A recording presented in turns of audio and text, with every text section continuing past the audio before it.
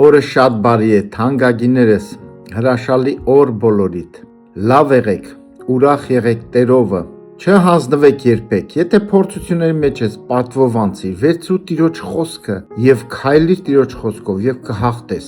Կարդում եմ Եբրայեցիս առաջի գլուխ առաջին խոսքից։ Շատ մասերով եւ շատ կերպերով Աստված առաջուց խոսելով մեր հայրերի հետ մարգարեների ձեռով այս վերջին օրերում խոսեց մեզ հետ իր որդիովը, որին ամեն բանի ժառանգորդ տրավ, որով աշխարհն էլ արավ, նրա որ փառքի լույսը լինելով եւ նրա էության նկարագիրը, որ իր զորության խոսքով ամեն բան կրում է,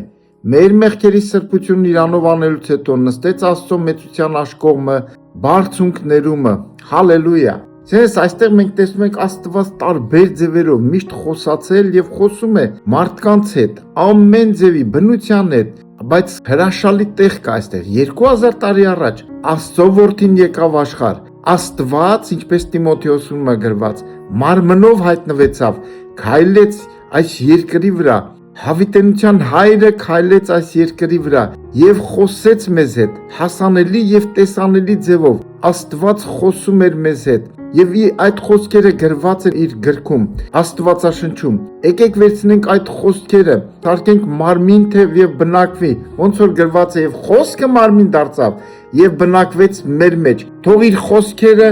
մարմին դառնան եւ բնակվեն մեր մեջ։ Սիրելիներս, հալելույա։ Տերը օրհնի ձեզ, սիրենք Տիրոջ խոսքը, կարդանք եւ կատարենք Տիրոջ խոսքը եւ օրը շատ բարի կլինի։ Ամեն։